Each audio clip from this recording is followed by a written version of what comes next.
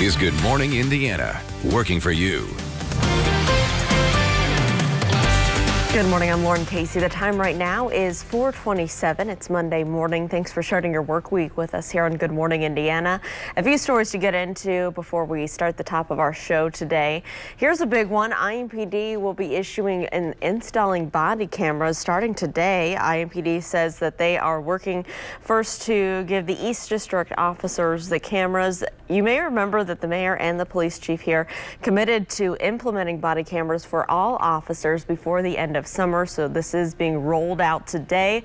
We'll have more details on why the public and why the police want these body cameras and why it has to do with accountability in some of these investigations and cases. We'll have more on that with our Kelsey Anderson coming up for you throughout the morning.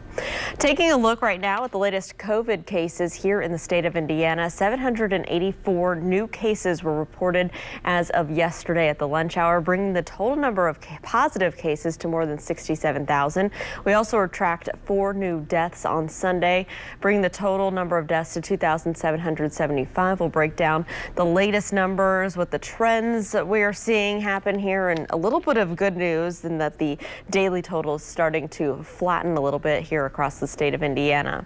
We want to take a turn now to plan out your forecast. Alyssa Donovan is joining me in studio this week in for Todd Clausen, who is off.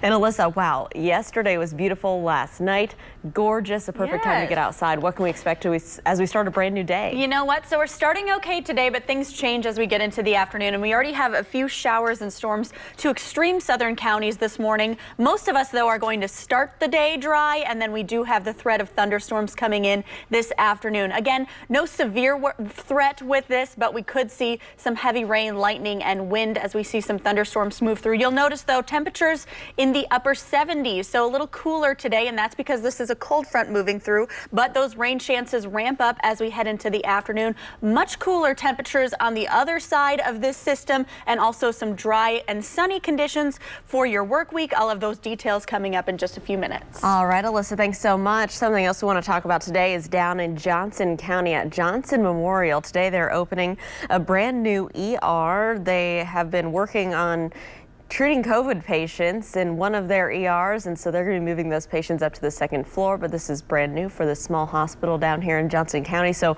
our Rafael Sanchez is going to be taking us inside to get kind of a sneak peek at what you can expect here, how the hospital is faring during this pandemic, and what they're going to be doing with the old ER. So we'll have all of that for you, plus news, weather, and traffic coming up right here on Good Morning Indiana. This is Good Morning Indiana, working for you. More central Indiana schools are being impacted by COVID-19. The changes a Madison County School is making after at least one staff member tests positive. More than 4.6 million cases of COVID-19 have been reported nationwide. The concerns more health experts are raising as teachers and students continue to return to the classroom. And more than 8 months after her daughter was gunned down, she is on a mission to find the killer. We'll show you how a mother is hitting the streets in an effort to get justice. But first, here at 4:30, I want to thank you for joining us on Good Morning Indiana. I'm Lauren Casey. Alyssa Donovan is joining me in studio today.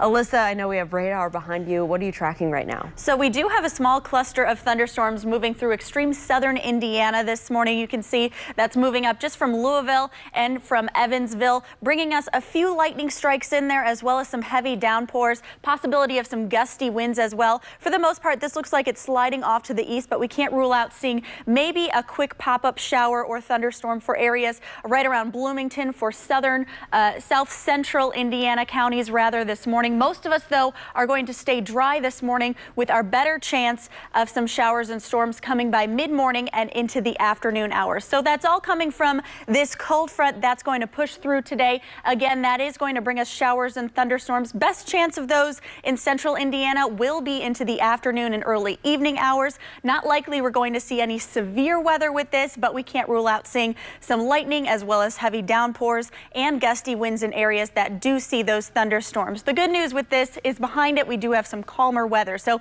we just have to get through today. Temperatures are going to be a little bit cooler than average in the upper 70s, and then behind this system tomorrow and into Wednesday we are going to stay in those mid 70s. The good news is we're going to see lower humidity and some sunshine midweek for our forecast. All of those details coming up in just a few minutes.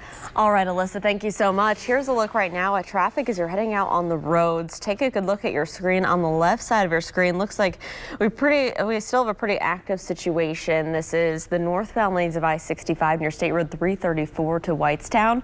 We had a vehicle fire blocking all lanes of traffic, and it looks like right now things are still blocked. So keep that in mind as you're traveling northbound through Boone County this morning. You may want to take Indianapolis Road as a detour and get off the interstate as you're traveling northbound, and then use that to reroute this morning. But of course, we'll continue to keep an eye on that.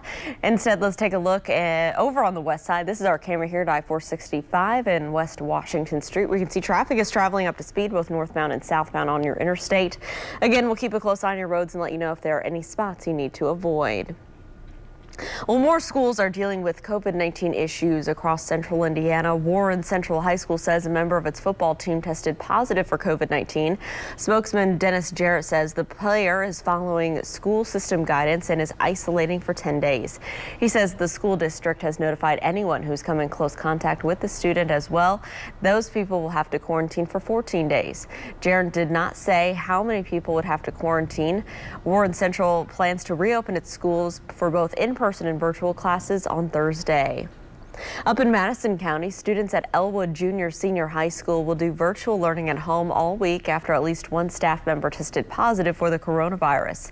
The superintendent in Elwood says several other staff members of the school are in quarantine because they were in close contact with the staffer who got sick.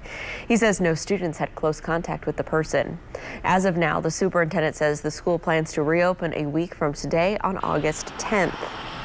As the new school year approaches, you can find the latest information from local school districts and tips to navigate these unprecedented times, all at theindychannel.com/safely back to school. Indiana has reported more than 1,000 new cases again over the past weekend, and so here's a look at the latest breakdown of numbers. The Indiana State Department of Health has confirmed 784 new cases of the virus, 4 new deaths from it on Sunday. That's down from the 989 cases reported on Saturday. This brings the total number of cases to nearly 68,000. 2,775 Hoosiers have died from the virus since the start of this pandemic. More than 769,000 people have been tested, with 8.8% of those tests coming back positive.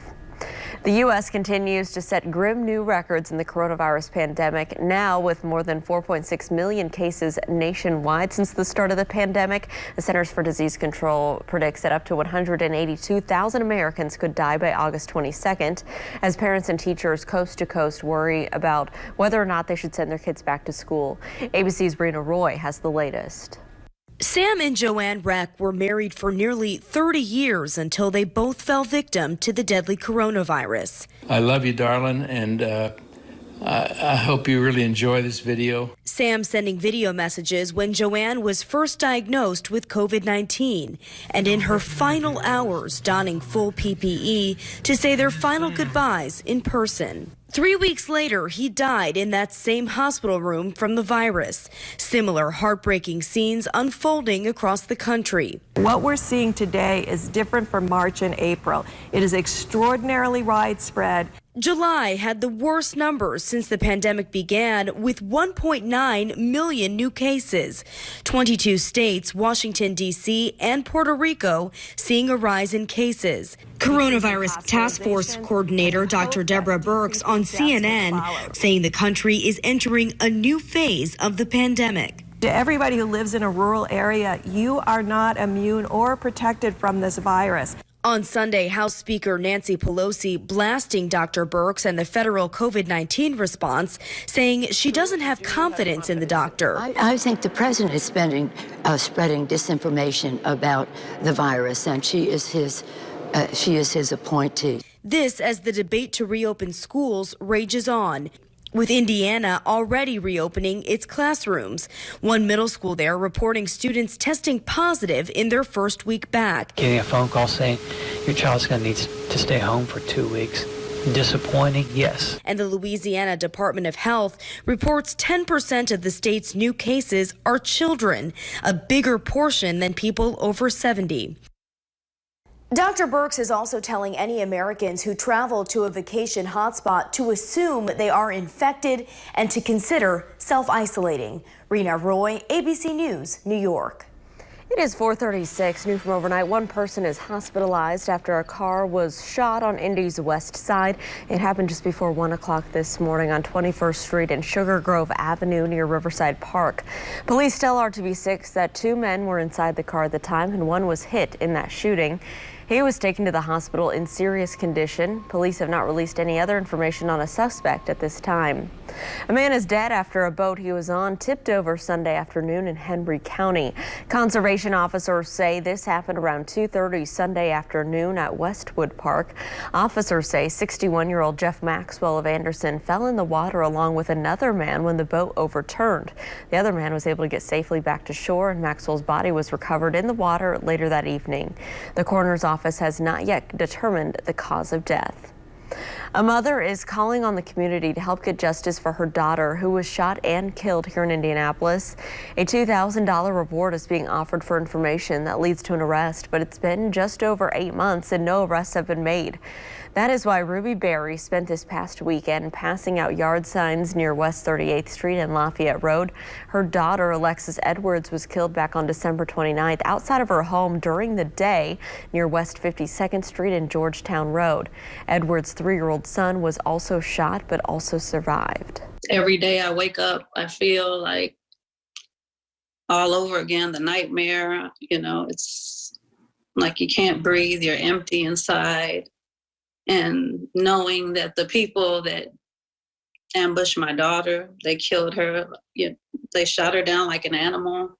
And they also shot my grandson, which was 3 years, he was 3 years old at the time. It's hurtful. It's hurtful to look at my 2 grandchildren and they're hurting. Berry says IMPD homicide detectives are still actively working this case, but she wants anyone with any information to please come forward so this family can get some closure. You can call Crime Stoppers anonymously. That number is 317-262-TIPS to give them any information. This month, a local community drumming initiative is putting the focus on giving a voice to those who they say often go unheard.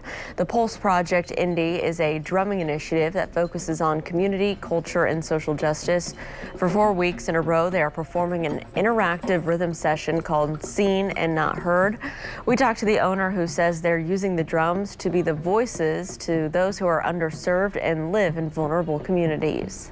We are presenting Seen and Not Heard, which is centering voices that are often unheard, Black, Indigenous, people of color across the city in predominantly white neighborhoods where oftentimes they're ignored, voices aren't heard, or just simply shut out. And so we're using our drums to represent those voices right now. Well, the group will be back in the next 2 weeks for the Seen and Not Heard session at 4 p.m. on Emerson Theater. That's on East 10th Street. Lawmakers worked through the weekend in negotiations for a new stimulus package. Coming up, where the talks stand and whether or not you could be receiving another check. Even though Pacers fans can't watch this season's games in person, there's another way to be part of the action. Still ahead, how you can get a chance to be in the bubble as a virtual fan. Alyssa. And we are starting out this week with some chances of showers and storms, mainly this afternoon and early evening across central Indiana. Then much cooler temperatures take over as we head through midweek with some sunshine. All the details coming up.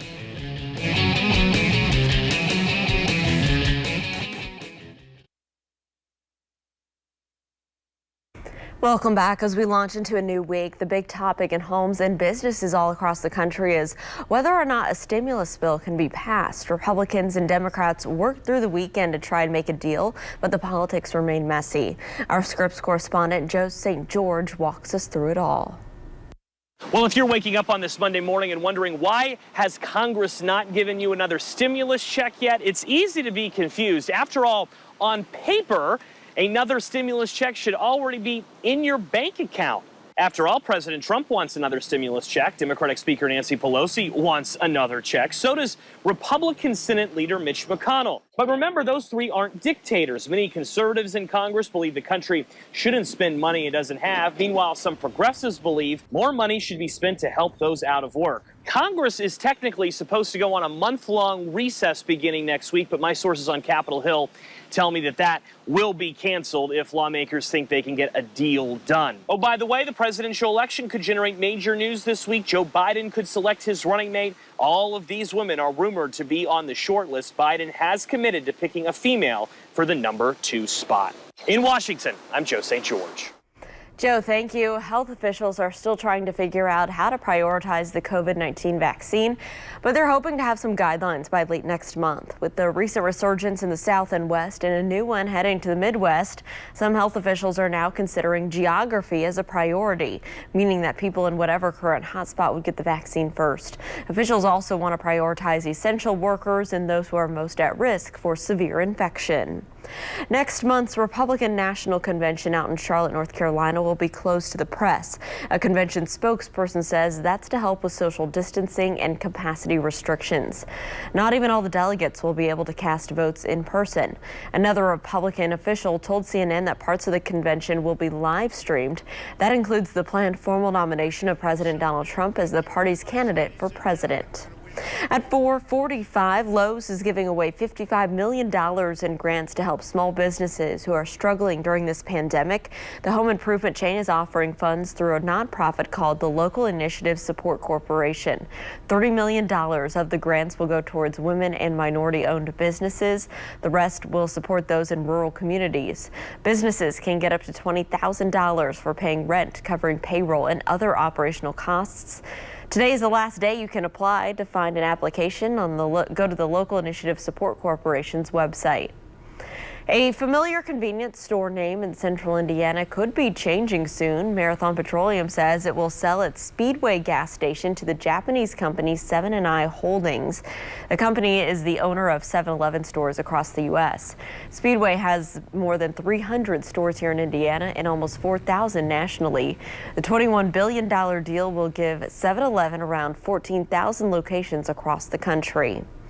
When the pandemic started, shops were having trouble keeping bikes in stock, and now it's the same deal for kayaks. They've become more popular this summer as people try and find socially distant activities outside. Outdoor stores say production isn't keeping up with the demand, and in some places kayaks are nearly impossible to find. A lot of brick and mortars say that they won't have shipments for months, but kayaks may still be available in some stores online. A large wildfire out in California continues to grow this morning east of Los Angeles. The Apple Fire now covers more than 20,000 acres and it forced more than 7,000 people to evacuate the area. It's believed to have originated in 3 separate fires on Friday afternoon. The Forest Service last reported the fire has no containment at the time. The area is steep and has rugged hillsides, making it inaccessible to firefighters and their vehicles. No injuries have been reported at this time. Back here at home, let's get a check of our Monday forecast with Alyssa Donovan. Hey, Alyssa. Good morning, Lauren. So we are most of us starting dry this morning, but we are going to see that change as we head into the afternoon. Storms return to the forecast today. Likely this afternoon and early evening is when we'll see those showers ramp up with just the possibility of a couple thunderstorms embedded in there. The good news is as this cold front passes through, it is going to leave us drier conditions and calmer conditions behind it. So we're going to stay pleasant through midweek, and then our rain chances return by the weekend. So we are going to see a nice little dry bout there for the middle of our work week this week. Right now, starting a little cooler this morning, 66 in Indianapolis, 63 in Kokomo, and 66 in Bloomington. You can see we have some clear skies to the south of us, and then we have a little bit more cloud coverage right here around central Indiana. That's because we do have that front starting to make its way through. Now, we do have a cluster of thunderstorms to the extreme southern counties this morning. This is way to the south of Bloomington and south of Seymour, but you can see see, those are some thunderstorms. We are seeing those heavy downpours as well as lightning, possibility of some gusty winds in there as well. But it does look like this system is going to continue to slide to the east, likely not going to impact central Indiana. Of course, we can't rule out maybe some of that shower activity making its way into extreme south central counties this morning, but most of us are going to start this morning dry with our better chance of showers and storms coming in this afternoon. So that is all ahead of that cold front that is going to impact us later today. See, most of us are starting with just some cloud coverage this morning, and most of that cloud coverage is to the south and east of us, with some peaks of sunshine to start our day for northern counties before we all start to see those clouds move in by mid-morning. Most of that activity, though, that we saw on that radar sliding off to the east, and then we are going to see that activity start by midday and into the early afternoon. That's when we're expecting that potential for some showers, possibly some thunderstorms mixed in there as well. Now, we're not expecting any extreme weather with this, no severe weather, and it is going to be short-lived. So we're going to see those afternoon showers and possibly a thunderstorm, and then things will die off by the late afternoon and early evening. No severe weather with this, just the possibility of some heavy downpours as well as lightning and some gusty winds. Behind this, much cooler air is settling in. We have high pressure that's going to take control behind that cold front, so our temperatures are going to drop off quite a bit. Today, we're going to be into the upper 70s, and then we are going to be just in the mid 70s for midweek before we start to climb back up into the 80s by Friday, Saturday, and Sunday. But you can see the middle of the week, things are going to be pretty nice. Partly sunny, below normal temperatures, lower humidity as well. We just have to get through today and this potential of some scattered storms, and then things will ramp up again as we head into the weekend. All right, Alyssa, thank you so much. Let's take a look right now at traffic. This is up in the Boone County area where we're still monitoring a vehicle fire cleanup that they have in the northbound lane, so avoid that spot. Maybe take Indianapolis Road if you're traveling northwest this morning. In those northbound lanes, it looks like the lanes are still blocked right now. We'll continue to keep an eye on any other issues for your commute, but this is a trouble spot you may run into early this morning. Well, the virus continues to take a toll in the sports world. The Philadelphia Eagles head coach Doug Peterson has tested positive for COVID-19. The team has released a statement on Sunday saying Peterson is, quote, asymptomatic and doing well. He's in self-quarantine and is communicating with the team's medical staff. Those who are in contact with him have been notified. The positive test adds to the NFL's concern for the virus spread during this upcoming season. The league already canceled all preseason games. The season is set to begin September 10th. Basketball season is already underway out in Orlando, and while you can't watch the Pacers in person, you can cheer them on virtually. Before each Pacers home game in the bubble, the team will invite a select number of virtual fans to watch the game through their computers and have their video feeds shared live at the arena. The video and the audio feeds will be visible to players and people watching the broadcast on TV. If you'd like a chance to be a virtual fan, you can fill out a form to apply. Just go to the link on our website at theindychannel.com. Well, many say potato chips, vegetables, and other foods can look a lot like a person. So after the break, the strong resemblance thousands on Twitter say this tomato has to an Indiana basketball legend. I see it. And today, Mayor Joe Hogsett and IPD leaders will launch the department's new body camera program coming up here at 5 o'clock. What we know about the cameras and their installation in a live report. It's 4:52. Stick around.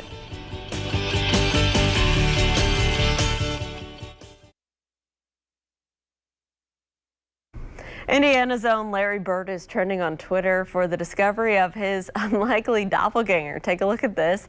This oddly shaped tomato made its way across the internet for bearing a strong resemblance to the basketball legend. The pic was posted by a Twitter user named Paul on Friday, but it blew up this weekend when several people pointed out the similarities.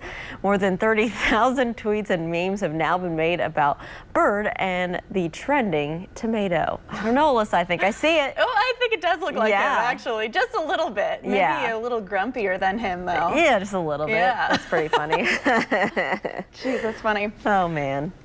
We are going to see some showers and storms back in the forecast today. Most of us are starting this morning dry. We do have a small cluster of thunderstorms moving across extreme southern counties this morning. Most of that, though, is going to steer clear of central Indiana. Can't rule out maybe seeing a quick pop-up shower right around Bloomington and Seymour into Nashville this morning, but most of us will see those showers and storms this afternoon.